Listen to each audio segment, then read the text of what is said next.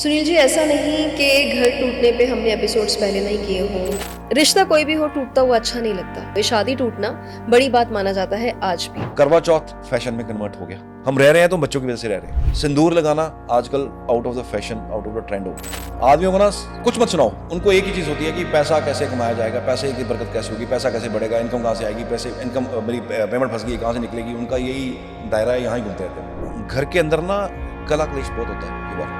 ठीक है, कला क्लेश ना पंजाबी में कहावत है, कला क्लेश नशे होते कड़े हो पानी नशे। मीन्स बरकत चली जाती है उस घर की जहाँ कला क्लेश है। 25 साल पहले पीछे चले जाओ आप, तो हमने सुनी हुई बातें कि घर से जाओगी तो वहां से अर्थी वापस आएगी, वापस ऐसे। सुनील जी, ऐसा नहीं कि घर टूटने पे हमने एपिसोड्स पहले नहीं किए हों, डिवोर्सेस पे हमने एपिसोड्स पहले नहीं किए हों। ये रिसर्चेस भी नहीं कि इंडिया में जो डिवोर्स रेट है ख़ास करके वो कहीं का कहीं जा रहा है।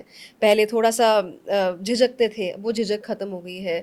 वकील इजीली ले आती हैं, लड़कियां भी लड़के भी, और म्यूचुअली लड़ते भी नहीं हैं, म्यूचुअली डिवोर्स कर लेते हैं कि हमने ज़्यादा पचड़े में पड़ना नहीं है और नहीं रहना साथ में तो ना सही, टॉलरेंस नील हो गई है। रिश्ता कोई भी हो टूटता हुआ अच्छा नहीं लगता, और मुझे लगता है जो तोड़ रहे होंगे उनको भी अच्छा नहीं लग रहा होगा अंदर से अंदर, तो वही वो भी कहीं टूट रहे होंगे। शादी टूटना बड़ी बात माना जाता है आज भी।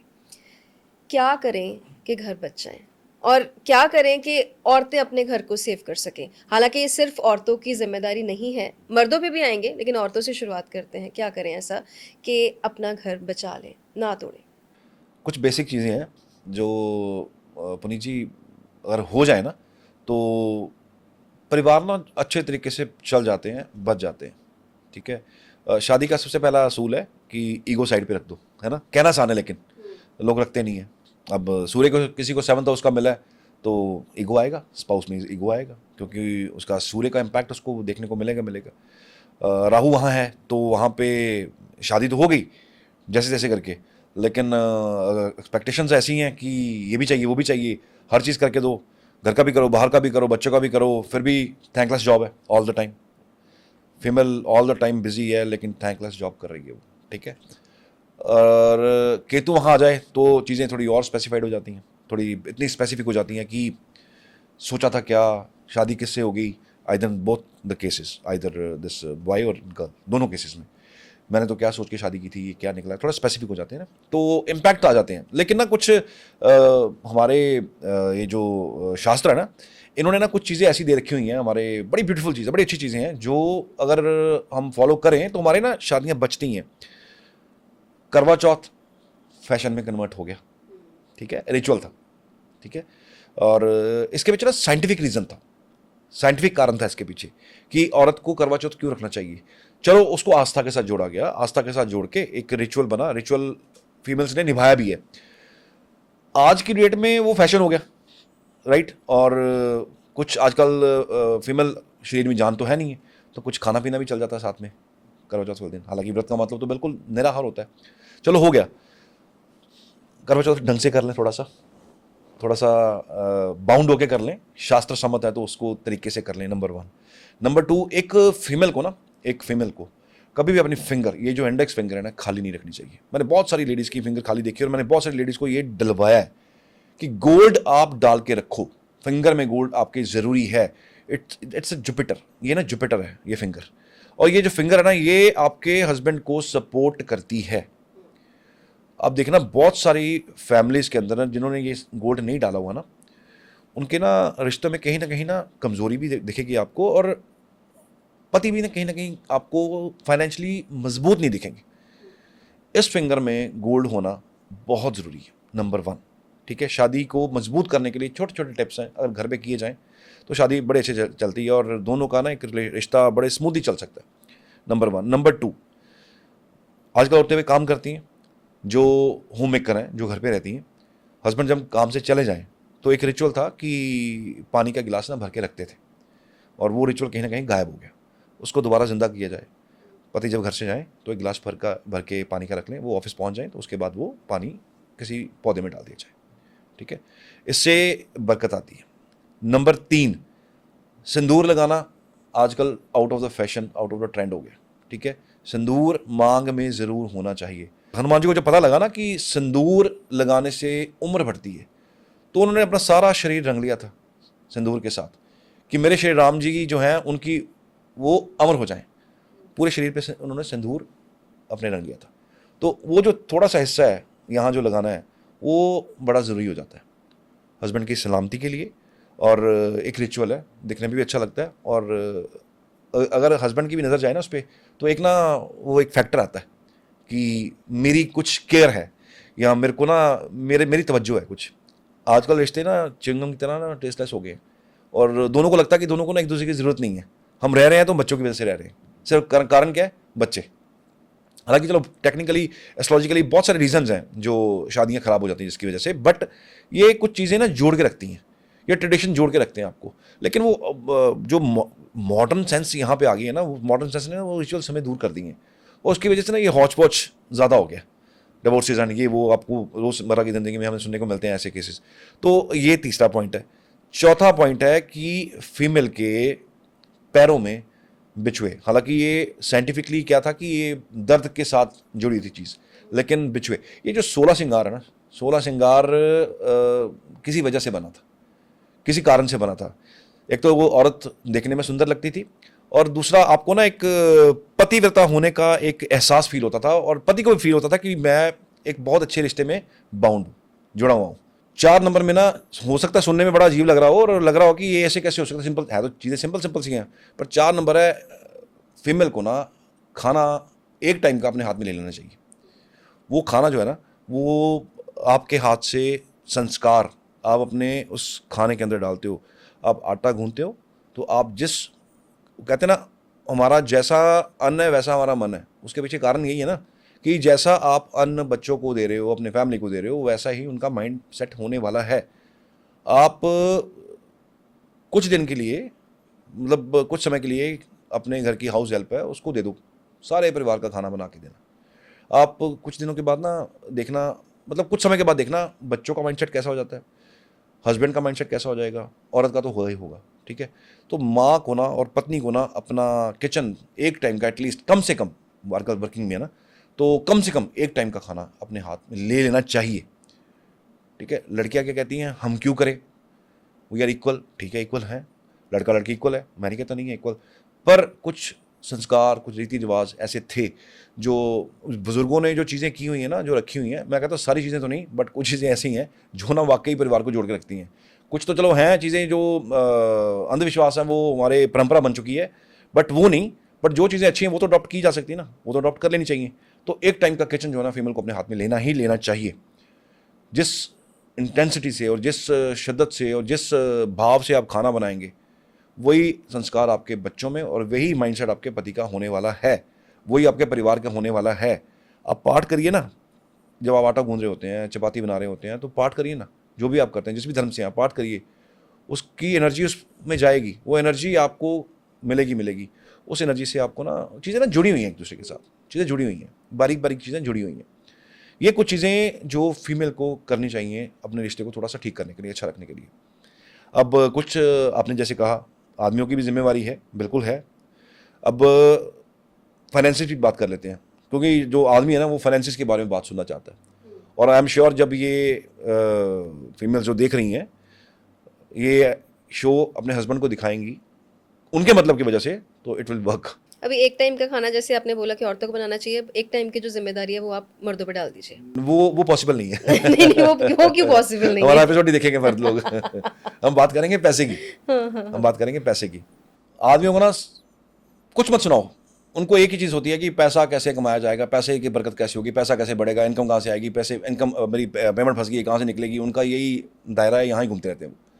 तो ये छोटा सा एक तरीका है, ये आप अगर करें, माँ लक्ष्मी वैष्णो जी के पैरों में बैठे हुए हैं और पाँव उनके दबा रहे हैं, और ये रिचुअल आज का नहीं है, बड़ा पुराना चलता आ रहा है, और ये वैसा वर्षा है, दोनों को करने चाहिए।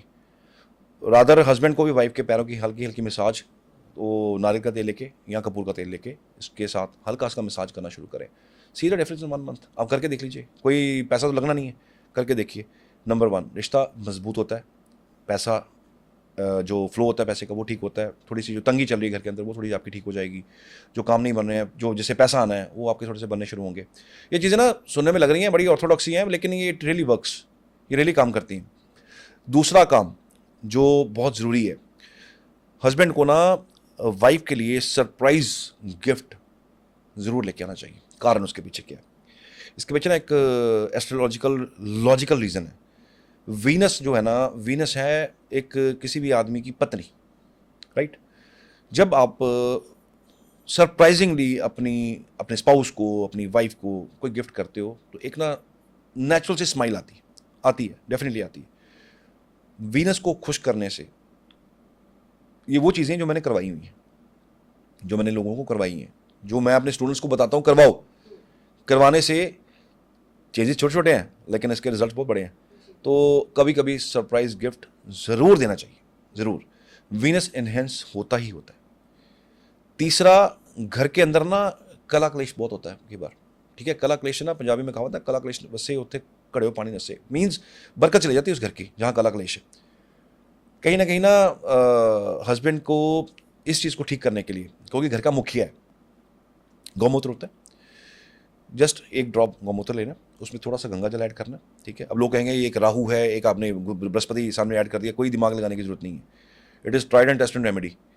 आप एक बूंद गौमूत्र ले लें एंड उसमें थोड़ा सा गंगा जल डाल लें और उसमें थोड़ा सा गुलाब जल डाल के, ये डाल के ना आप जो घर का मुखिया है, मेल है जो, वो हफ्ते में एक बार, स्पेशली अगर आप कंसिडर करें बुधवार शाम को और शनिवार शाम को, जब ऑफिस से आए ना तो फ्रेश होकर नहा धो के अंदर से घर के बाहर की तरफ ना छींटा देना शुरू करें, ठीक है। नेगेटिविटी जाएगी सारी। देना ये मेल नहीं है, ये फीमेल ना करें, ये मेल ही करें, तो घर से नेगेटिविटी जाएगी, घर का जो ऑरा नेगेटिव है वो पॉजिटिव होगा।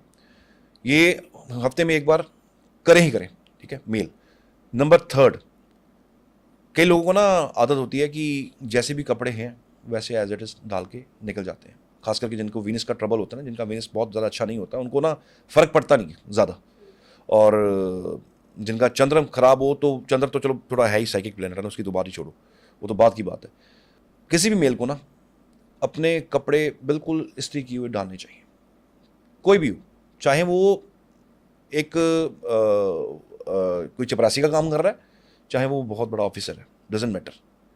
जितना उसका दायरा है, जितना उसके पैसे कमाने की क्षमता है, ठीक है, उसमें ना चेंज आएगा, उसमें बदलाव आएगा, राइट। चौथा, थोड़ी सी रिस्पेक्ट जो है वो फीमेल को डेफिनेटली मिलनी चाहिए, दे मिलती नहीं है। मैं इसलिए थोड़ी इसलिए बोल रहा हूँ क्योंकि मिल नहीं रही।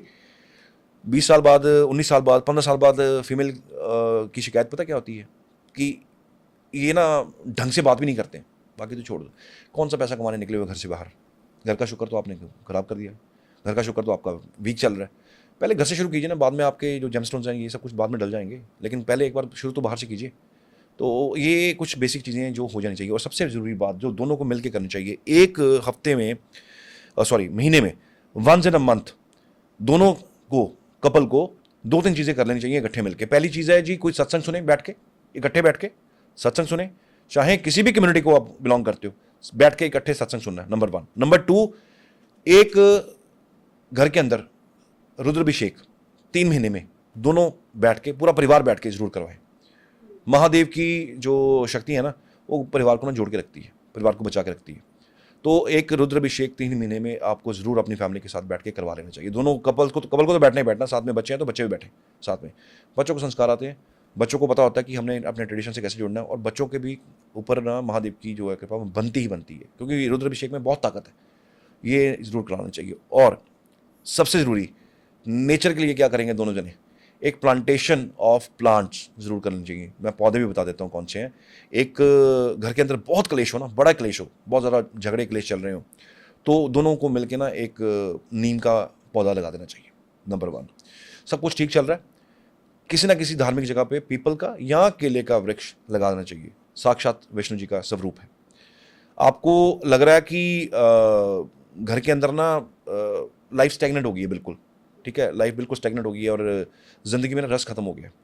शमी का पौधा आता है जो शनि रूल करते हैं, दोनों को मिलकर एक शमी का प्लांट अपने घर के बाहर से थोड़ा सा घर से दूर जाके लगा देना चाहिए, किसी पार्क में लगा दें। और उसको दूसरे तीसरे दिन, क्योंकि ये जो पौधे होते हैं इसको ज़्यादा पानी नहीं चाहिए होता है, तो 3-4 दिन हफ्ते में जाके 1-2 बार जाके उसको पानी देना चाहिए। इधर वाइफ दे या हस्बैंड दे, लगा इकट्ठे दें। ये छोटी छोटी चीज़ें अगर आप करें ना तो रिश्ते बच जाएंगे, शादियाँ चल जाएंगी, रिश्ते जो हैं वो स्मूथ हो जाएंगे, एक रिलेशनशिप अच्छा चल जाएगा और ठीक ठाक ज़िंदगी निकल जाएगी। वरना आपको पता है शादी के बाद हर इंसान की एक ही शिकायत है, ये मुझे नहीं पूछते, ये मुझे नहीं पूछती, ये मेरे बिना पूछे बिना काम कर लेते हैं, ये मुझे पूछते नहीं है, ये मेरा वैल्यू नहीं करते हैं। और एक चीज़ और, स्पेशली आदमियों के लिए, अपनी वाइफ का डिसीजन ज़रूर लिया करें। शुक्र का डिसीजन ज़रूर, शुक्र is about a huge amount, बड़ा पैसा, राइट। और आपका बिजनेस, व्यापार, 7 नंबर साइन, तो एक ना सजेशन जरूर ऐड करवा लिया करें। उससे क्या होता है, उससे ना आपका वीनस का थोड़ा सा इन्वॉल्वमेंट बीच में आपको ना मिल जाएगा। प्लैनेट्स लाइव हैं, कुंडलियाँ लाइव हैं, ज़िंदगी लाइव है। प्लैनेट्स आपको डायरेक्शन दे देते हैं, भैया ऐसे कर लो, ठीक हो जाएगा। लेकिन ना कई बार हमें पता भी होता है कि ऐसा है, लेकिन ना वो गर्दन में सरिया अड़ने वाली बात है कि नहीं, हम नहीं झुकेंगे, और नहीं झुकेंगे तो फिर शादियाँ टूटेंगी टूटेंगी जी। बट ये बेसिक चीज़ें हैं, अगर ये हो जाए ना तो मुझे लगता है कि एक नॉर्मल रूटीन लाइफ ठीक ठाक चल जाएगी। जी, क्योंकि जब डिवोर्सेस होते हैं तो मैंने अमूमन देखा है कि बहुत बड़ी-बड़ी बातें उसका रीज़न नहीं होती, बहुत छोटी-छोटी बातें होती हैं। और जिस चीज़ को आप कहते हैं कि रिस्पेक्ट मिल जाए, प्यार मिल जाए, कोई बात सुन ले, इतना भी घर में हो जाए तो डिवोर्सेस जो हैं उसका रेट बहुत कम हो जाएगा। मैं आपको ना केस बताता हूँ अपनी जी। हुँ, अभी आपने बात की ना, मुझे केस याद आया। घर टूटने का कारण क्या कारण बना, क्या कारण बना, मुझे कॉम्बिनेशन भूल गया चार्ट का, बट इंसिडेंट मुझे याद है। दोनों हस्बैंड वाइफ का रिलेशन पता किस बात पे टूट गया? बहुत सालों से ना हस्बैंड घर के तकरीबन सारे काम करता आ रहा था, फीमेल नहीं कर रही थी। वो वर्किंग थी, वो था वर्किंग, लेकिन कहीं ना कहीं लव मैरिज है तो कहीं ना हस्बैंड इन्वॉल्व ज़्यादा है घर के अंदर। थोड़ा लगे पर लगाव ज़्यादा होता है ना घर के अंदर, तो लगाव ज़्यादा है। तो एक ना इनके घर में एक फंक्शन होता है, लड़की वालों के घर में एक फंक्शन होता है, और फंक्शन में ना लड़के ने ना कोई मजाक मजाक में कोई बात ना उसके मुंह से निकल गई जो ससुर को चुभ गई। ससुर ने बात की बेटी के साथ, बेटी ने बात की हस्बैंड के साथ। हस्बैंड ने कहा मैंने मजाक किया था, लेकिन पत्नी का कहना था मेरे फादर की ना वो हो गई है, इंसल्ट हो गई है, मुझे आपके साथ नहीं रहना। यकीन मानेंगे, this was the reason of divorce, only this was the ego. ये जो ईगो है ना, ईगो ये घर तोड़ देती है। और ईगो देखो है क्या है, छोटा सा मैटर है, मजाक मजाक में कोई बात निकली, ससुर को चुभ गई। अब ससुर की भी गलती ये है कि अगर बात कई बार बड़े बंदों को बात छोड़ देनी चाहिए ना, कि कोई बात नहीं है, बच्चे हैं, कई बार मजाक हंसी मजाक निकल जाता है, और दामाद है, बट और नहीं अगर वो इतनी बुरी लगी है तो डिस्कशन कर लेनी डिस्कशन चाहिए कर उस लेते डि कि डिस हाँ, मतलब मतलब उसे डिवोर्स से बेटर तो डिस्कशन हुई ना। This was only reason of divorce. चलो बड़े मुद्दे तो एक अलग बात है ना जी, बड़े मुद्दे अलग बात है, हम कुंडली एनालिसिस करते हैं तो उसमें बहुत सारे कारण समझ आते हैं कि डिवोर्स का कारण ये हो गया, ये हो गया, ये हो गया, वो हो गया। This was the reason divorce. तो शादी में ईगो, सैटर्न सैटर्न मैंने एक एपिसोड में बोला कि सैटर्न ना शादी के कारक, आप कह लो शादी के कारक है। क्यों? सैटर्न सिखाते हैं शांत कैसे रहना है, ठंडा कैसे रहना है, पेशेंट कैसे रहना है, आपको किसी चीज़ को बर्दाश्त कैसे करना है, बर्दाश्त का मादा सिखाता है सैटर्न। सैटर्न अच्छा हो ना तो शादी चल जाती है, बच जाती है, पेशेंस आ जाती है। कोई बात नहीं, अगर पिता ने बेटी से बात कर भी दी तो बेटी भी आगे कर देती है, ठीक है पापा कोई बात नहीं, मजाक हो गया, इट्स ओके। बट नहीं, वो झगड़ा हुआ एंड डिवोर्स हो गया। तो वो मतलब एक शनि का मजबूत होना बड़ा ज़रूरी है शादी बचाने के लिए।